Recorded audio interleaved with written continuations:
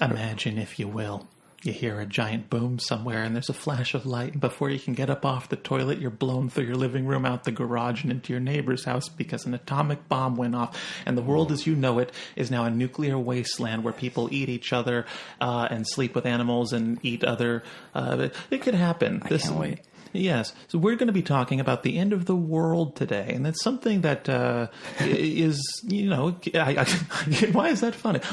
I'm with my humorous co-host, Gabriel Gonzalez, and my rather taking it seriously, as one should, other co-host, Jonathan Hinman. This is a serious topic. And I think Jonathan and I can understand the gravity of this. Gabriel's laughing, but Jonathan... Yeah, we have experience with nuclear war. Well, I mean, it's a very real thing. Gabriel, why do you find this hilarious? No, I just find it funny. It's such a serious... Today, we're talking about the end of the world. Well, it's, we will fart during it. Yeah. Who knows? Who knows what's going to happen? Or if it'll even happen over a day. What if the world ends over a week or a month? I don't know. Or it could end in an hour. Well, if the world were to end, let's say the world were to end in a day. I mean, what do you guys think the most likely scenario would be, that we're gone? In a day. In a day, sure. That's the more exciting. I also think it's more realistic. Is just like with all the power that exists to destroy the whole world, it probably would happen immediately. Yeah. Wow. Oh, that's how you guys see it. It's really... I always thought it would be like one or multiple places gets like New York, and then in response, like maybe places in Europe, and then maybe like Russia. But then there'll be like countries like, and whole continents that don't get the initial, and they'll... I don't know. Well, I don't see the end of the world happening like that. I think it's going to be like a slow decay. I feel like I hear more people not necessarily talking about the end of the world, but believing that it'll happen compared to before. I feel like before, if you look, thousands of years before Jesus Christ, people were predicting the end of the world, but it was usually religious people. It was always usually, or people who believed in some other divine clock or calendar. They couldn't do it. Like, they couldn't actually do it themselves at the moment. But now we can do it. But now that it's an actual possibility, people discuss this like it's just, okay, now it's going to happen. How's it going to happen? I think my favorite movie that talks about, when it comes to nuclear weapons, is nuclear. Well, it's unnuclear. No, they made fun of Bush. When you remember when they made fun of Bush, George Bush? Oh, because he couldn't pronounce it. I was like, dude, I can't even fucking pronounce that. Nuclear, man. Whatever, nuclear. You know what I'm talking about. Yeah, bombs. I know. It's a bomb. It's a kind of a... Well, but the president should know how to say that. And it's like, now look at what we become. They're definitely one of the most silly bombs, the nuclear one. Yeah. Nuclear. Anyways, So the documentary is called Fog of War, and it's the Defense Secretary, Robert McNamara. He's like the Donald Trump. Yeah, he was the Defense Secretary for JFK, and then a bit of LBJ and a bit of... The one that got shot? He was the... Yes, he was there during the Cuban... He was in the room during the Cuban Missile Crisis when, in his words... He said that there was a week period, like a 6-day period, where we truly were considering, using these weapons on Russia. Jesus Christ! It would have, in his words, it was a time where we could have ended the world. Oh my word! And what's fascinating about that documentary is he explains it so beautifully. Where he was like, in that. Going back to what I was saying before, one of the major lessons, he was like that there's no learning curve anymore. Like when we first started with weapons, we had rocks, or maybe our fists, and then we had a rock, and then we had an arrow, and then we had a bullet. Yeah. But we now have something that destroys nations when you use it once. There's no learning curve on that. No. There's no, these wars that we fought in the past, they could have these whole, maybe we shouldn't do this, but there's no denying it anymore. That now we can destroy each other in one mistake. Yeah, and it's terrifying. It's terrifying. Oh my God! Has anyone ever not fantasized, but just thought about what it'd be like when a nuclear bomb went off? Absolutely. Oh my God! Okay, so if you don't fantasize about this stuff, then you really should. Fantasize is the wrong word. But it should freeze you. I would say speculate. Fantasize is it's like I'm getting my jollies to this thought. No, I get a little jolly off of it too because I don't get no jolly because it's a sick world that we live in. So there's almost like a certain satisfaction of seeing it. Like, oh, you know what? This is good. Well, let me tell you about good riddance. Let me tell you about this world, Gabriel, and you too, Jonathan. While you're here, I didn't have any. Well, this is a sick world. It would be kind of funny to see it blow up, but you know what, Gabriel? It's a fear of mine. Sorry, what were you going to say, Jonathan? Well, it was one of my thoughts. In thinking about this, I was like, what part of us wants the world to end, and it doesn't have to be a big part of you. It doesn't have to be a good part of you. But is there any part of you? And for what reasons? Obviously there are factors well, I don't want billions of people to die. Like, definitely, no one wants that. But it's like, what is even attractive about like thinking about it, and like what would happen? How would one rebuild? Like, I don't know. What are the attractive parts of this idea? It is pretty goddamn horrifying. I think what's attractive about it is seeing how it would pan out. I think that's what I'm attracted. I'm curious to know if the world was going to end. We're going to see human nature in its most primal, raw form. People are going to be doing anything to survive and protect their loved ones, and that is what I'm fascinated to see. It's going to be different than it was like in the Stone Age coming up, because there's going to be, at least for a while, some sort of benefit of having experienced this other civilization. It's going to be like this civilization reduced rather than an evolution into. Right. Yeah, our standard of living is going to go down, and that's what I always find so funny, because when you talk to people about the end of the world, they're always like, I'm just going to go up north. There's a river there. I'll go fishing, and I'll just camp there, and I know how to make a. All my favorite things to do anyway, except now I don't have to listen to Tim at the office. Yeah, exactly. Well, and it's like, you know what? Whenever I see that type of like where society decays to the point where we no longer have food, shelter, water, like the basic necessities, and now we have to provide it ourselves, I'm like, I'm dead. When they, like when in the movies, like we're like a year later, and then it's like 1% of the population is still alive. Like I'm that 99%. I died in that. Yeah, me too. Here's the thing: even if you can fish and hunt, and even if you can do all these things, you're still you have to survive in nuclear winter, and you still have to and it's like Jesus. Oh, I can hunt. I could do. Oh yeah, well enjoy doing it while you're trying to shave off moles. I hope you get raped by a bear turtle. No medicine.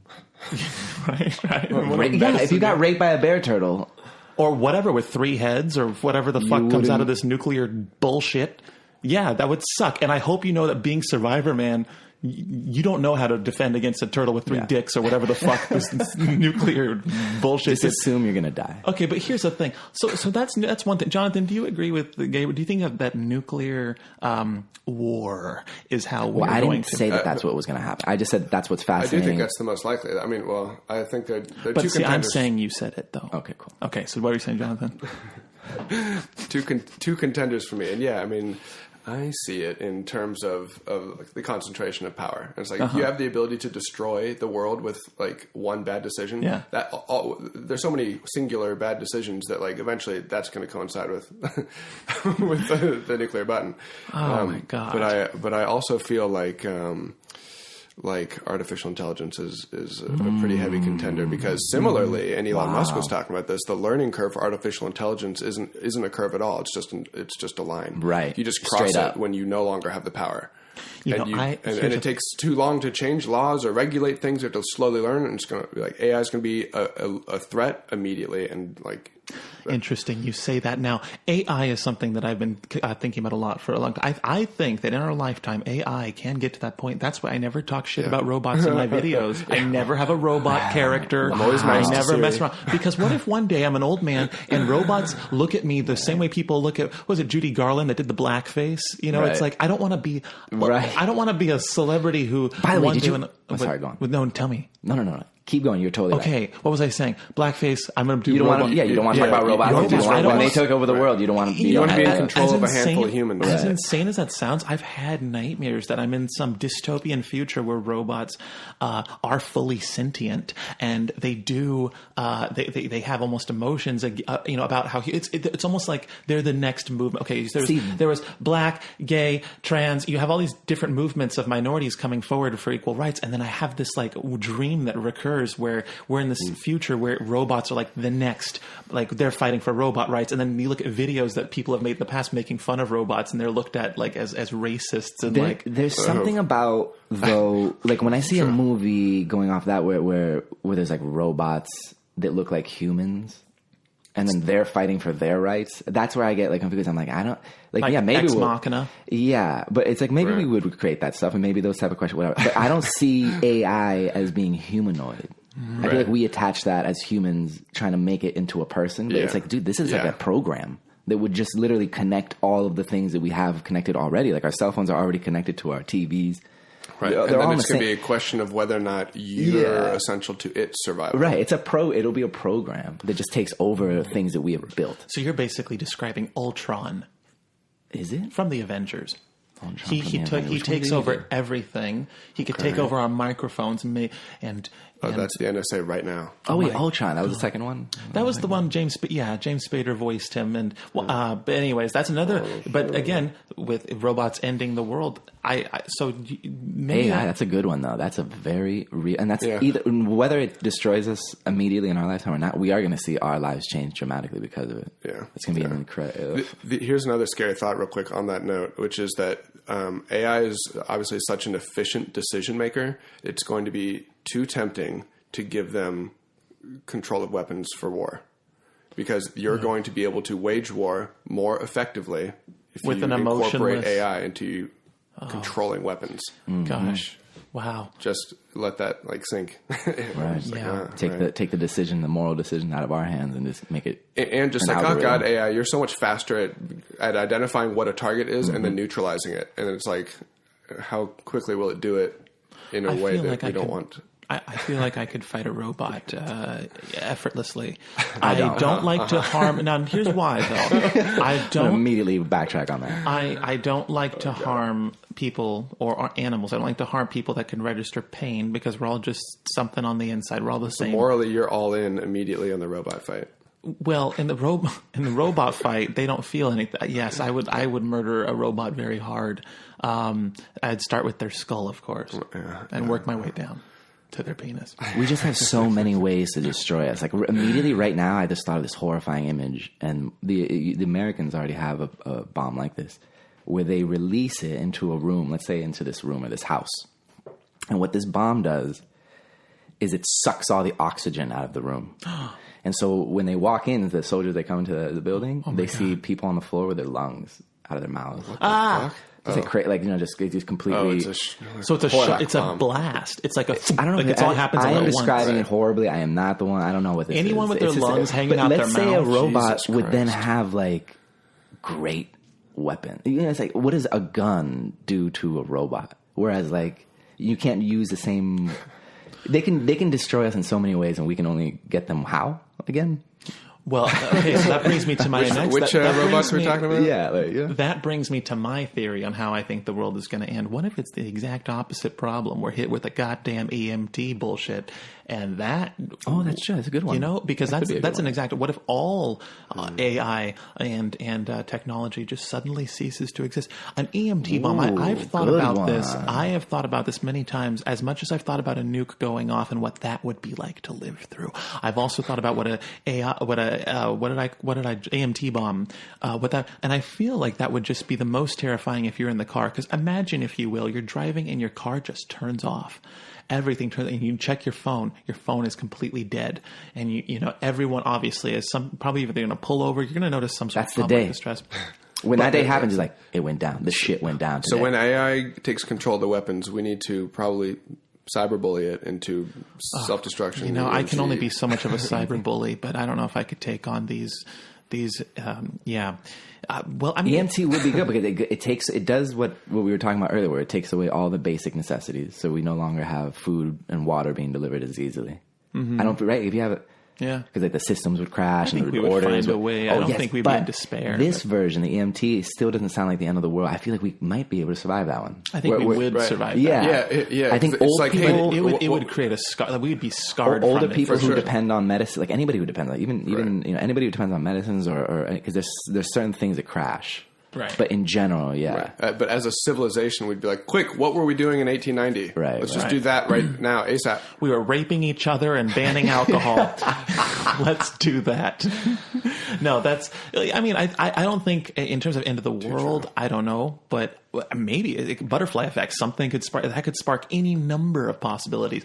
But realistically, I think that would be more likely than a nuke. I think the realistic thing that's going to force civilization to have a lower standard of living, and it'll be the end of the way as we know it. It won't be the end of the world, but I think this is happening in our lifetime. So we've had this conversation where it's like, in our lifetime, we're going to see this happen. And I think it's going to be global warming or global change, climate change. Climate change, yeah. I think that's going to force most of the poorer countries that live all on these cities to migrate, right? And they're going to go, and they don't have any resources.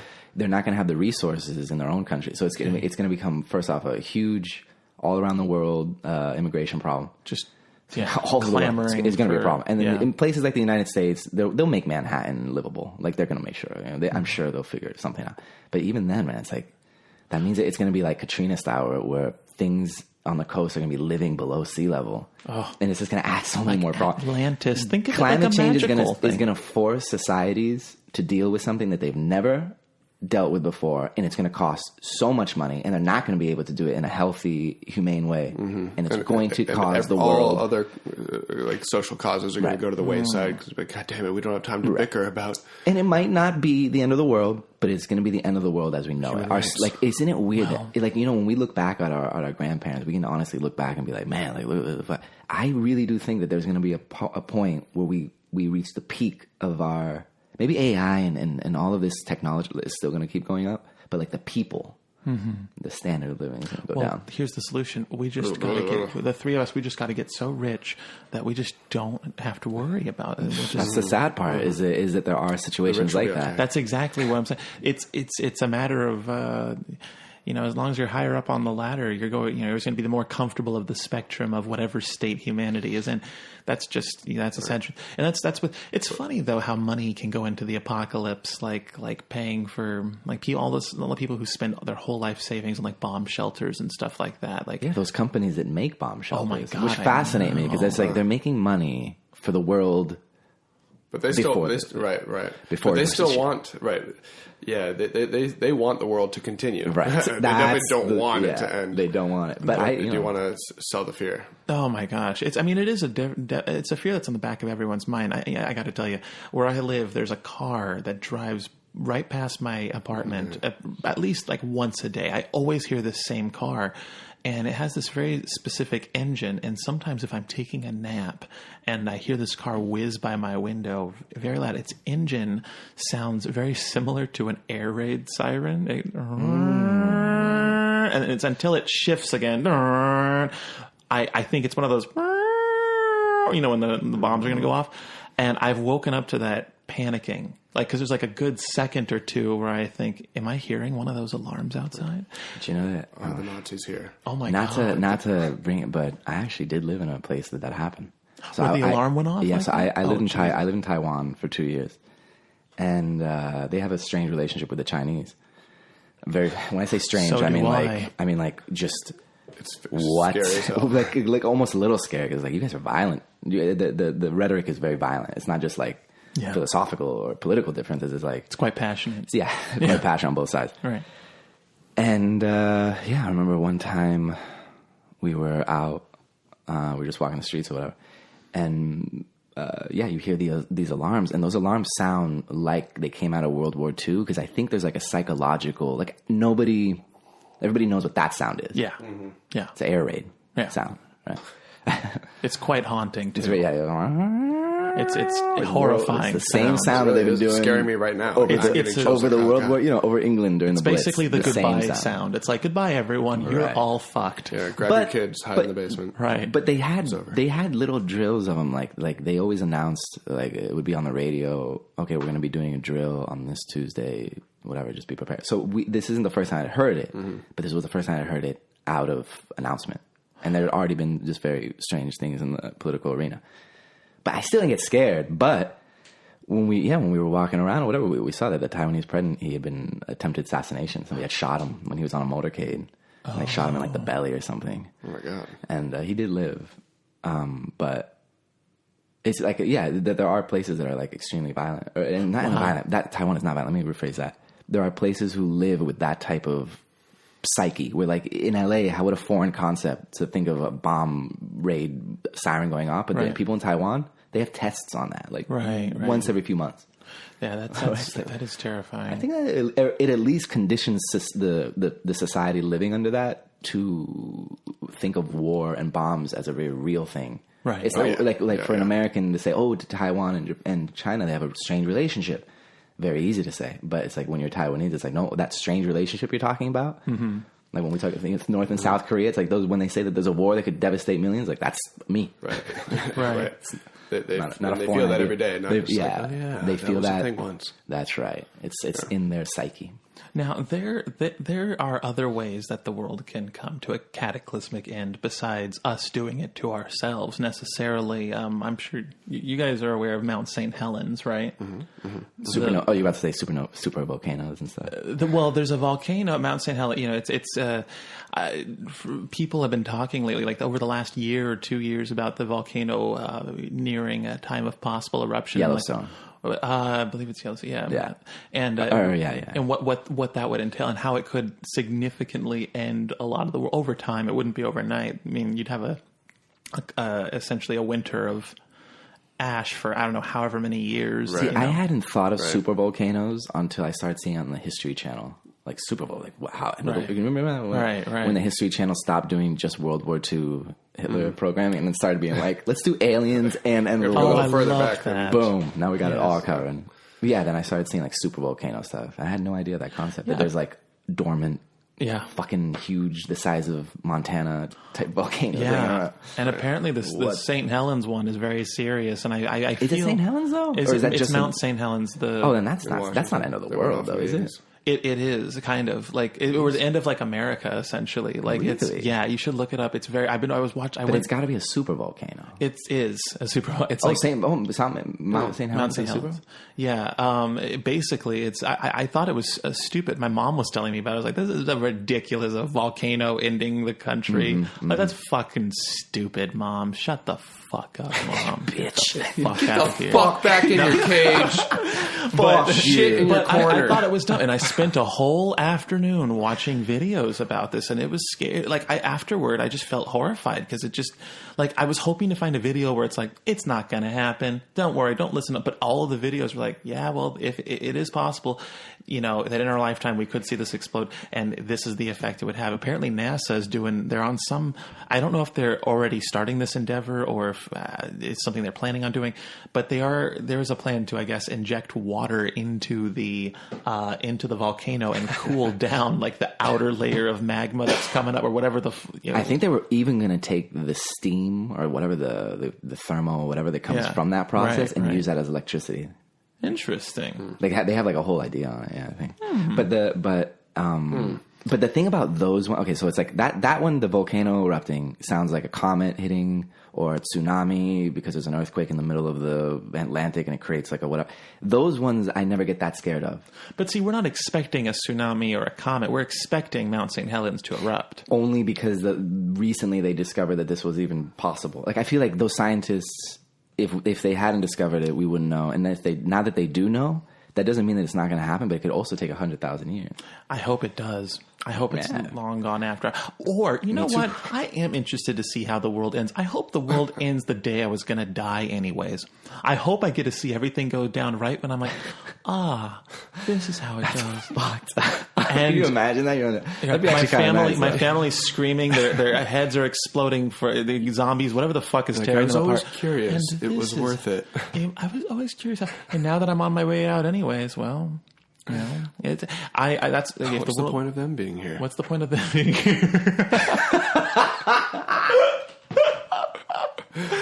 Oh my god! I remember one night. Sorry, this has nothing to do with. I just have to say this. My stepmom on like Christmas Eve. What did she? She was like, it was me and my dad, my brother, and a few other family members. And I remember, or it was Thanksgiving. It was Thanksgiving, and we went around the table saying what we're thankful for. You all hold hands or whatever the fuck we did. And she was like, I'm thankful that I'm around all the people I care about right now. All the people I need are in this room right now. And then I started like listing off all of her family members in my head. I'm like, you bitch. Like, goddamn. There's only like 3 people in this room. Like, I bet you said it to every group of 3. I bet you say that, yeah, every group of 3. Fuck you. Anyways, no, but I'm not here to talk about my stepmom. I'm here to talk about the end of times. You guys, I mean, let's say we have a day, some shit is about to go down. But let's say that either the EMT bomb is about to hit, or something that just shuts down society. You have a day to prepare for this. I mean, I'll call you guys. What are you? If I'm in LA, exactly, I'd call you guys. Get with people that you trust. I'd get. You want to get with people you trust. Now, see, I'd get my sister. I'd try to get all of us out of fucking LA and go to my If there's sister. time to get out of LA, that's one thing. But realistically, if we know that it's time to get out of LA, then everyone else does too. And the worst part is that we say how easy it would be. Like, let's say it's an EMT and we can't contact each other. Wait, then who's going where? What if you went to my place and I go to your place and we miss each other? And then it took us 5 days. It was a 5 days journey. Yeah, to get to each other's house. I think if we can't escape the city, I've always thought my place was a fortress. Just the whole building is concrete. Do you know a fortress?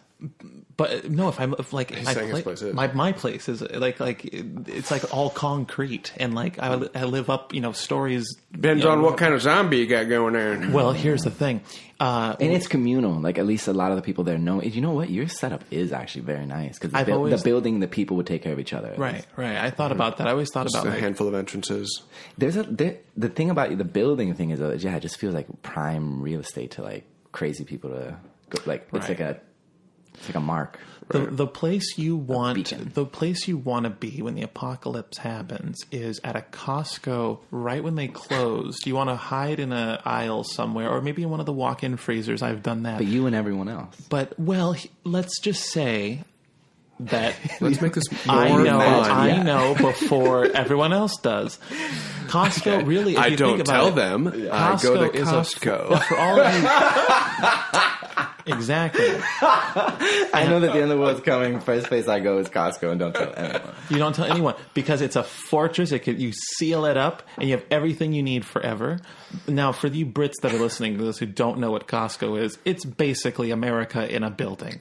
It's a concrete giant warehouse where everything is just stacked up. It's miles and miles of products in bulk, and that's where you got to go when the end of the world happens. Do you make weapons? Yeah. Do you make makeshift weapons? Do you make booby traps? You got to bring guns. So you got to know a few days beforehand so you can get your. How long does it take? Can we get a gun real quick? How long does it take? The end of the world. I might have to drive, but yes.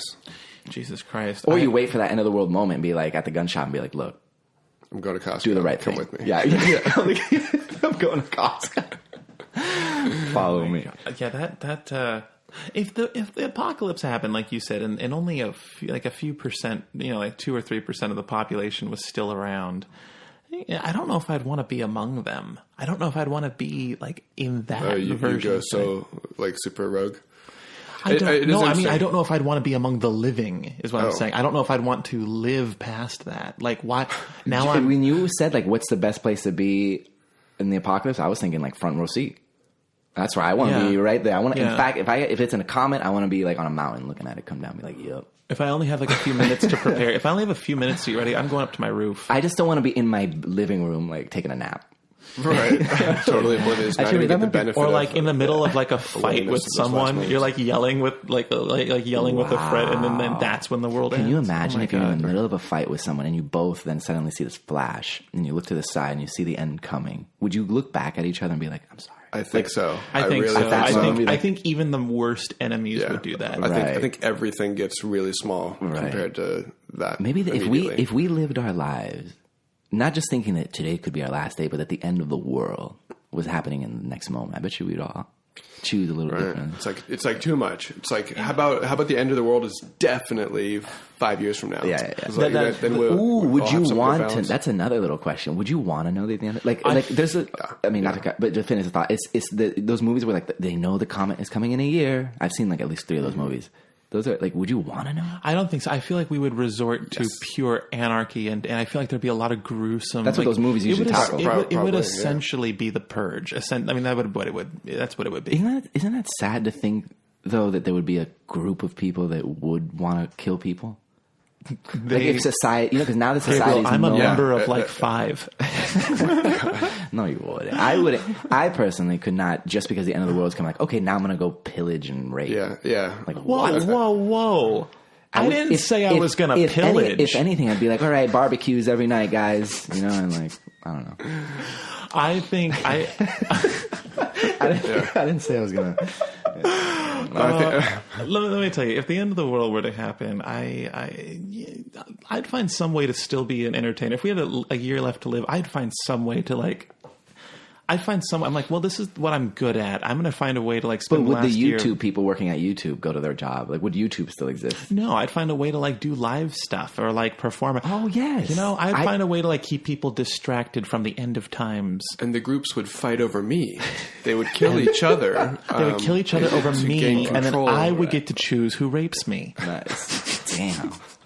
And then eats my body. If the world still This is knew, my fantasy. If the world knew it was going to end, would you go to work? I don't know. Most people I would wouldn't. go to work to jack off and shit on someone's desk. Yeah. I would go to I'd work. be afraid that someone's going to go postal like at any moment. Every day. The minute there's an expiration date on life, Right. no one's going to work. But who's going to come into the office and be like, we need that brochure by Thursday, you know, whatever. Like Someone wants a bullet between their eyes. Guys, just in case. But Like, we should make the brochure. Right. We would need people to still drive a truck to deliver the gas. Yeah, the like gas the station. end of the world is next year, and our luncheon is next week. But so there's certain jobs that wouldn't have that luxury to maintain And our world. it's not happening. I think exactly. I It's think not every happening. infrastructure So to every company everywhere around the world is fucked. Once the end of the world is announced, if we have a year left to live, no one's showing up to work. We pretty much will be going Amish because the people would not show up to the power plants to supply us with the power to enjoy our cozy homes with our families. No, we would go into some kind of weird apocalypse. I think the world would really suddenly be ran by the volunteers of society. It's really because you know what? There are a lot more selfless people than we think. I agree. And in those moments, I do feel like there'd be a really big influx of like communities. I'm not going to be one of controlled by these the most people. violent very quickly. I'm not going to be one of these people. I'm not going to help. I'm just gonna be funny and make entertainment and just survive. And I'm just I don't live off of much as it is. I really don't require many resources as a human being. So I feel like I've already have a leg up in the apocalypse. Gonna need some Indian food. I'm gonna need some Indian food, but only if Indian people cook it. I don't trust that. I don't trust Indian food cooked by anyone. So it better. Do you know that they say about like some like cuisines, like when they say like, oh, like beans, like Mexican beans make me fart. I've never farted eating Mexican beans. I don't get like a stomach thing from eating Indian food. I don't. Generally, other people's cuisines are just like literally just food. The only thing there's no. We know what's really the only thing. But I don't know. You know what I'm saying? You're a culturally diverse guy. Where would all the poop go at the end of the world? But did you understand what I'm talking about? A lot of dirt. Everything will be like growing and lushly because everyone's just shitting in the ground and burying it. Oh yeah. You know those like renditions of like if humankind were just gone. Right now, here's how things would overgrow things. You watch that and it is really beautiful. You know what? Okay, that's a funny you bring that up. So I was on the roof of my building the other night with one of my friends, and obviously we're high. And I'm laying there it's like a pool recliner, and I'm looking at the stars, and I think to myself, right now I hear the sounds of the city. I hear the helicopters in the sky. I hear sirens in the distance. I could hear people in the street. It's about 7 p.m. and I look over at my friend and I said, if everyone were to suddenly disappear on this planet except you and me, what would that be like? What would that sound like? He'd be like, and are we naked? No, we're not naked. And it wasn't a gay thing, okay? All right. It sounded real romantic for a moment there. You're looking over the skyline, sunset. But realistically, it did turn out to be a sex later, but let me just finish this. Right, okay. Let me just finish this thought, Gabriel. All right, cool. What would that sound like? And we thought like, realistically, explosions, a lot of cars suddenly crash. crashing. It would be over. But like, how long would you hear explosions for? Like, because every car that's moving would crash. Like, I think the last car to crash would probably take like 30 seconds for a car to like slow down. Planes just falling from the sky, and then you would hear the planes, the helicopters. Because here in Los Angeles, if anyone's unfamiliar with really any big city, the skyline looks like flies. Car alarms. There's just car alarms would be going off everywhere. I feel like there'd be fires everywhere. Yeah. Fires because think about would explode. No one to stop them. No one to stop them. Think about all the people who would be cooking in that moment. Think of all the people who would be using fire in that moment, and then people pumping their gas. So if people just disappeared, you'd be walking a booby trap city. Kind of, yeah, because there's people gas in the mains could be up. You could be just like you got to hope you're on like top of a really strong building while that happens. Things are filling just like on the street and you're like, oh fuck! Think about it, like what if someone was like filling their bathtub? What if someone was like it's essentially yes. If everyone were to suddenly disappear, you got to be careful because you're essentially living in a world full of booby traps. Faucet water wouldn't work at that point. Faucet water would work enough until shit was overflowing and spilling downstairs and shit like that. Like how much is that if it's a natural process? So I was watching this documentary on I think it was the Discovery Channel, Life After Humans, I think is what it was called. Yeah, I think. And basically they were saying I'm talking about like the trailer, and you're like, I watched the show. I watched the entire thing. No, I just watched the first episode, but I remember they were saying that like the most efficient power plant to run without humans operating it would at most last 24 hours. So within the first 24 hours after everyone disappeared, we'd be in total darkness. Like total, all electricity would be gone. And then I'm assuming whatever is on a backup generator would take however long until that's all dark. But the electricity one is bigger than we all realize too. Like remember we were talking about like the cyborgs, like we're all already connected so well. I was like, imagine that you don't have anything from what we have now. You would essentially have every resource for a give or take an hour, maybe longer. Yeah, you would have power. So you'd have to make decisions very quickly. What do you do with every resource? That's when I die. True. Remember I said that? It's like Gabe would die like 4 minutes in to being alone. Over. God, if you that is a horrible thing because you'd have to like choose like, do I want to keep living or do I just end it? Because there was this one movie, I think The Road. The Road. You ever read that book? No. I have not read that. I read the book. Shit. I read the book, but then there was also a movie, and I remember in the book. I'm not sure they did in the movie, but in the book, this guy here like immediately knows that something's wrong, and he goes straight to the bathroom and he fills up the tub with water. So his mind is making it very clear that like very early on in the book that like this guy was a survivor, and he knows how to survive. He knew how to survive. So it's like, give me a break. Like, I'm going to know I only know how to do that trick now because I read it in a book once. But, like, you also need to know the trick after that and after that and after that. And after. I just have to say really quick. That's why people should continue listening to this podcast. Survival tips. Survival tips, exactly. Now you know if your spidey sense goes off, fill your tub. And I got to tell you, I got to tell you something. Just do it. I just got my tub reglazed, and it'll be extra tasty. The paint that they used on the tub. It's the same paint they use to line swimming pools with, or the glaze, I mean, and it refracts light, so it makes the water look blue in the tub. I thought that was the coolest thing. The water, you fill the tub up with water, and it looks blue. Like how a swimming pool, so swimming pools look blue. I always thought it's the blue floor. No, swimming pools are white. And the chlorine. Think about like an empty pool. Have you ever seen a blue empty? They're all white. It's the paint that they use refracts the light to make that bluish. Because water is not that blue, and so I am very confused. I don't know. I think I'm gonna need to look up. No. Wavelength, Gabriel. No, you're both. Red. I want to call foul. Light wavelength. These are the moments where red's longer, blue's short. It scatters. So you're right. These are the moments where I regret having you guys as hosts. Is it like the toilet bowl that you add like a little blue thing on the toilet thing, and then when you flush it, like a little blue liquid comes out? Is that what you're thinking of? They put a toilet thing in your tub, dude? No, it's the paint. It's the glaze. God damn it! If anyone knows about glaze, it's me. But I'm not here to talk about glaze, you ninnies. I'm here to talk about the end of the world. And you know what, guys? We got to come up with a plan if we're going. Let's make a pact. Let's make a pact. I don't know what the pact is going to be, but Gabriel, you go first. The pact is watch it happen. Because enjoy the show a little bit. But are we going to try and... Enjoy the show. Oh, wait, that's not part of the pact, is it? Do we want to... Are we going to try and survive, or are we trying to die? Make peace immediately that you will probably die within the next 24 hours I feel like I can't do that. Make peace with that. I feel like I would have a hard time. I'm going to start another pact. Yeah, let's start another pact. Gabriel want to live and want to prepare immediately. Jonathan, what's your pact? You guys prepare and I'll come over. We're gonna prepare. Gotta hop too. Gotta try to survive. Right. Give it a whirl.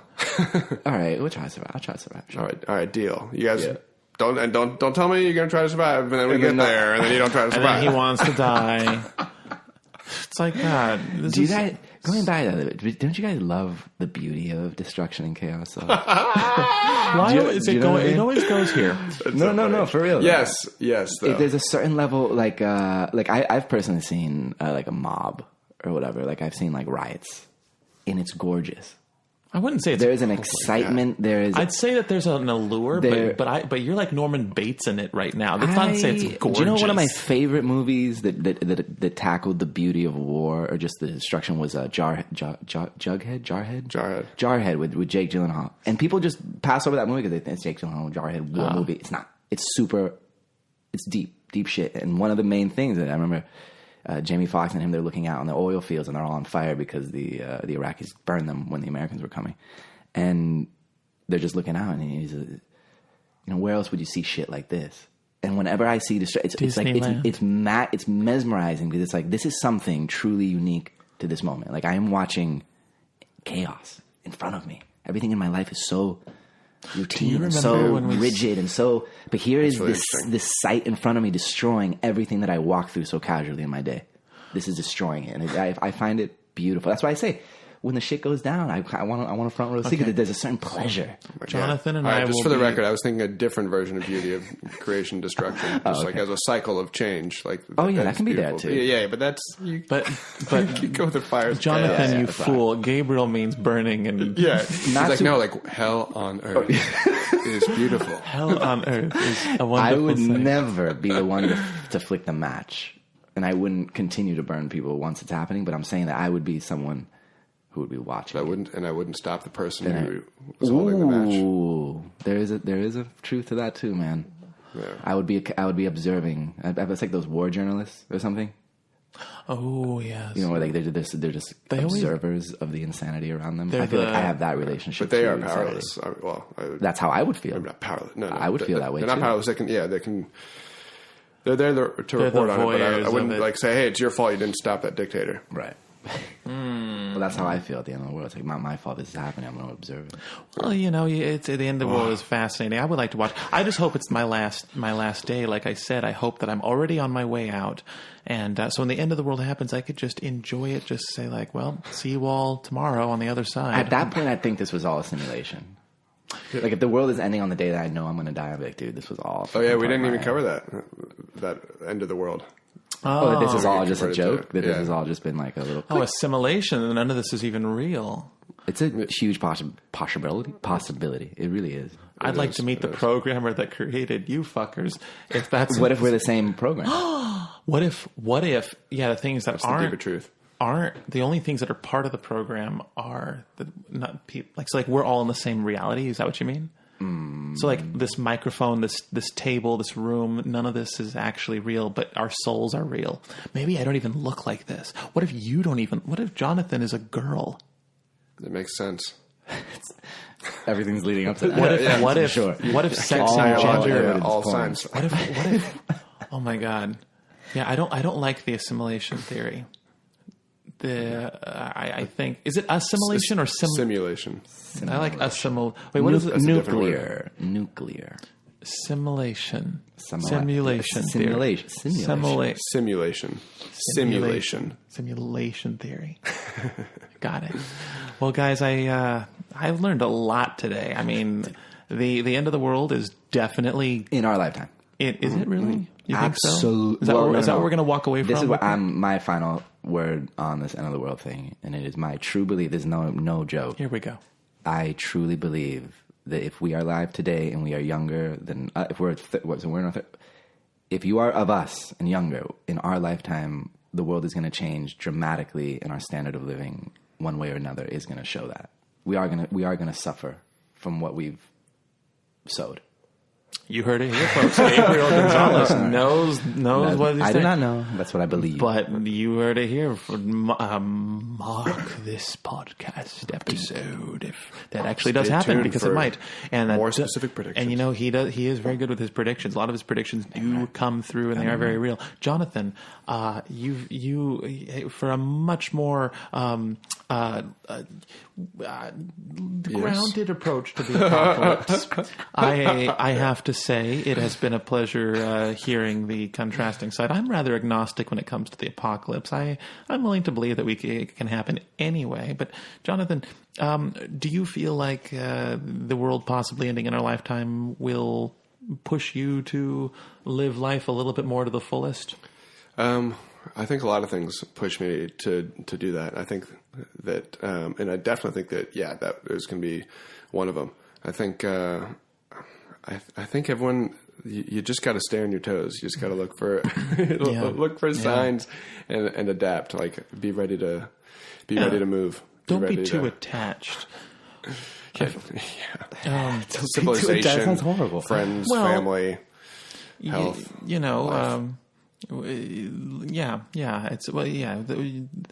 When the world does end, I'm going to cut my hair really short, so it's one less thing that people can grab when I'm running from them. Okay. That includes my pubic. That includes my pubic hairs. I think I'm ready. I think we're all ready. I think, guys, if the world ends, we'll just all meet at my place and bring the entire contents of your fridge over. Yeah, and it'll be great. We'll make it fun. Yeah, we'll make it fun. Whatever rest it assured, is, we're gonna have a good time. Rest assured. I got a couch. I got blankets. Got 24 hours of electricity. Yeah, 24 hours of electricity, and I have half a bottle of Tito's left in my freezer. Half a bottle. Well, you got to gone half a day. That day. Well, we can make more. Can't you make alcohol out of like piss and stuff?